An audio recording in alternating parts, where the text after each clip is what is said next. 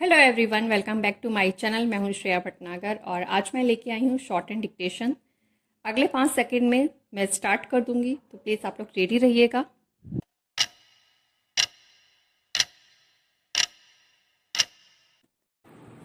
यह अच्छा हुआ कि मुख्य चुनाव आयुक्त ज्ञानेश कुमार ने प्रेस कॉन्फ्रेंस कर वोट चोरी के आरोप लगा रहे राहुल गांधी के आरोपों का न केवल बिंदुवार जवाब दिया, बल्कि उन्हें बेनकाब करते हुए यह भी कहा कि वे या तो अपने निराधार आरोपों के संदर्भ में शपथ पत्र दें या 7 दिनों के अंदर देश से माफी मांगे।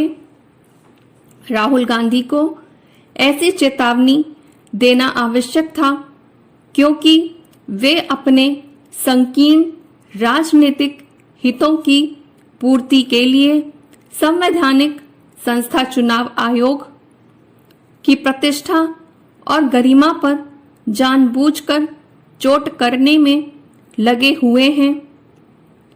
इसके पहले वे और कुछ अन्य विपक्षी नेता ईवीएम में गड़बड़ी के आरोप लगाया करते थे।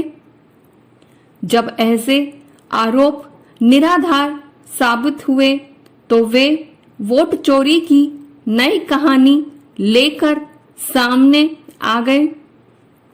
मुख्य चुनाव आयुक्त ने जो कुछ कहा उसका यही अर्थ था कि यह कहानी फर्जी है। उन्होंने हाउस नंबर 0 वाले मतदाताओं के मामले में राहुल और उनके जैसे अन्य नेताओं को न केवल आईना दिखाया बल्कि वस्तु स्थिति से भी अवगत कराया। इसी तरह उन्होंने महाराष्ट्र चुनावों में कथित धांधली के राहुल के आरोपों की पोल खोली। इसके साथ ही उनकी ओर से यह भी स्पष्ट किया कि यह पहली बार नहीं है कि बिहार में विधानसभा चुनाव से पहले मतदाता सूची का गहन पुनरीक्षण हो रहा है। ऐसा 2003 में भी हुआ था। इसमें संदेह है कि राहुल गांधी और अन्य विपक्षी नेता मुख्य चुनाव आयुक्त की बातों पर गौर करेंगे और अपना रवैया बदलेंगे। इसकी अनदेखी नहीं की जा सकती कि गत दिवस ही राहुल ने मुख्य चुनाव आयुक्त की प्रेस कॉन्फ्रेंस से पहले बिहार में एक रैली को संबोधित करते हुए कहा कि भाजपा और चुनाव आयोग मिलकर वोट चोरी कर रहे हैं। उनकी माने तो पिछले लोकसभा चुनाव में भी वोटों की चोरी हुई थी। अच्छा होगा कि राहुल अथवा उनके साथी सहयोगी यह समझा दें कि यदि ऐसा हुआ था तो कांग्रेस 99 सीटें कैसे पा गई और भाजपा 240 पर क्यों सिमट गई। वास्तव में राहुल गांधी का इरादा तथा कथित वोट चोरी के मामले को उजागर करना नहीं बल्कि चुनाव आयोग एवं भारत की लोकतांत्रिक प्रक्रिया को बदनाम करके अविश्वसनीय बनाना है। वे ऐसा इसलिए कर रहे हैं क्योंकि संभवतः यह जान गए हैं कि चुनावी मैदान में जीत हासिल करना उनके बस की बात नहीं है। जो भी हो, यह आवश्यक हो जाता है कि सुप्रीम कोर्ट इस पूरे प्रकरण में हस्तक्षेप करे।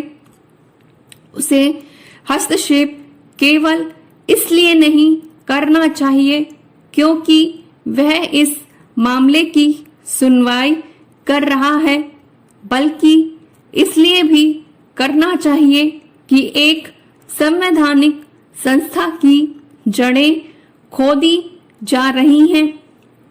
आखिर सुप्रीम कोर्ट ऐसा होते हुए कैसे देख सकता है, और वह भी तब जब वह बिहार में मतदाता सूची के सत्यापन की प्रक्रिया को सही ठहरा चुका है।